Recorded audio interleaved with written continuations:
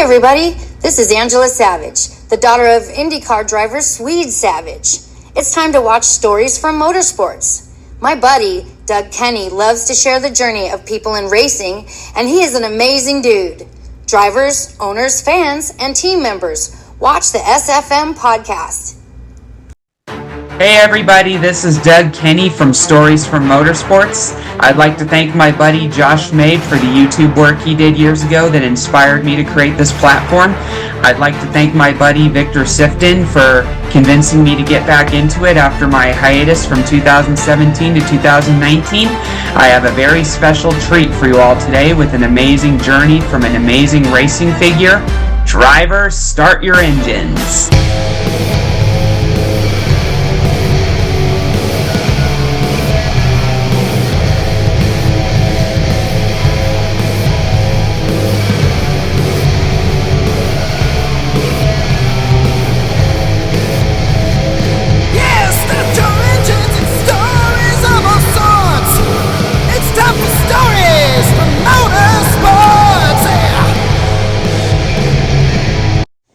That's one of my favorite pictures because you have the darkness and obviously the fire that you see coming out of the back. That's car's not on fire. That's just unburned fuel that you would not see during daylight hours.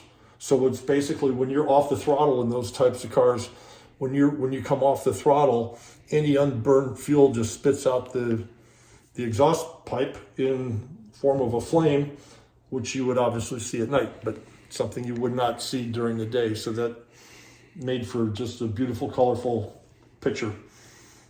It's a fun one to have. Amazing. This is you at a young age? Yeah, that's going into turn 6 at Road America. So that would be the top of the hill going into a 90-degree left-hand turn. And so that's turn 6 at Road America in the IndyCar. Nice. Yeah. What's racing at Road America like? Oh, it's I mean, a lot of people tell you it's the best road course in North America, and you probably wouldn't find too many people to argue with you about that. It was always one of my favorite tracks and one of my favorite off-track destinations, and I would be remiss of not mentioning Seekins, the little bar and inn, because they do have guest rooms there for staying. It's a beautiful little hotel right in Elkhart Lake downtown, but it's one of the most fun bars in the racing community anywhere in this country for sure. It's awesome. That's great to hear. I remember Ron Fellows almost won the first NASCAR Road America race in 2010, I think it was. Yeah. And then the next year he would have won Road America if a caution had flown 1 second later than it did. Well, let's remember things very clearly when it comes to not just Ron's NASCAR record on road courses, but how NASCAR treated a lot of those guys. A lot of those quote-unquote untimely yellows were certainly done to not benefit the guys like Ron that were there basically cherry-picking their guys. They more than made them pay their dues. And look, everyone knew they screwed him over. And I don't mean just Ron in that one instance. And when I screwed them over, I mean a bunch of guys over a bunch of years. Thankfully, everyone was waiting for that to happen to Van Gisbergen at Chicago 2 years ago.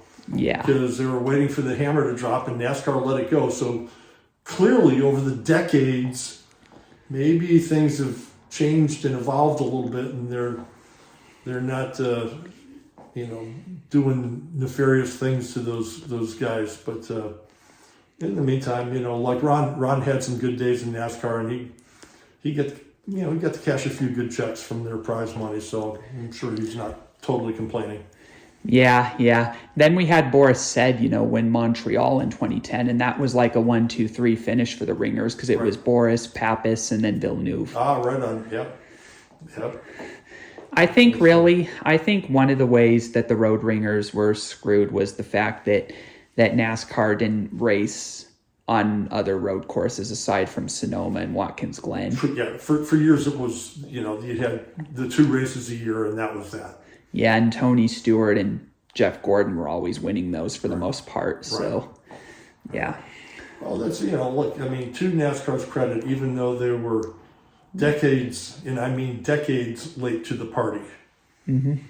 But they do have a race car that's worthy now. It's a real race car. It's a good race car, and they look good. They perform, and they have the right sort of tires and the right sort of brakes and suspension, and it helps showcase the drivers. And they've just taken such a giant step in the right direction. And they'll have to figure out like that balance, like how far do they want to go. But look, like I say, they're decades late. And I mean decades late. But we're here now, and that should be celebrated. Because, the good news is, like, I can only speak for myself, but I'll watch NASCAR races now. Like, I actually look forward to watching a lot of NASCAR races. So why is that?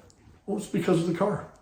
They finally got a car that's worth actually paying attention to, because the car makes such a difference. You can actually see, you can see how the guys drive it, especially on the road courses. The car has legitimate performance capability, and they're fun to watch. It makes them fun to watch on road courses, and it's awesome. So yeah, more road courses would be great in NASCAR, but let's applaud them for where they're at, because it's really, it's great news. And look, I mean, hopefully they're part of the sport is going to continue to grow, because they're doing really good things. And look, NASCAR rain tires, ovals, thank you, tip of the cap to them for taking a big bite of the apple and really going out, and I'm sure that we'll see more of that, and they are absolutely to be applauded. From myself, who's been someone that was on the sidelines and not appreciative, I had nothing good to say about what they did for most of my adult life. And I can say recently, I am really excited about what they're doing. It's cool. Yeah. You know what I think was a big turning point, just from my perspective, with the road races and the road drivers and all that, road course ringers? I think a big part of it was also Marcus Ambrose coming into the series. Because, Marcus was from out in Australia, a road racer, and he was able to not just win those 2 races, he was competitive in other tracks as well. And I think it was when Juan came as well, Juan Montoya, because even though Juan won 2 road courses, if not for yellows, he would be a winner at Indianapolis and Richmond as well, and even Dover. Right. So that was a big part. Yeah, no, you're right. There was and if you're going to start down that, Danica, you could put her in the hat there in terms of people that were, full-time crossing over, that came full-time to NASCAR. Clearly there was a change, but look, I'm thrilled with where they're at as a sport, and I think it's fantastic, and I'm looking forward to their season for sure. Hey everybody, I hope you enjoyed today's video. Please hit like and subscribe if you did so, and please continue supporting our amazing guest. And everybody, we'll see you next time on SFM. Hi, this is Ted Warner speaking. While the checkered flag is waved for this program, stay tuned for next week for the next episode of SFM. Thanks to Doug Kenny for what he does for motorsports.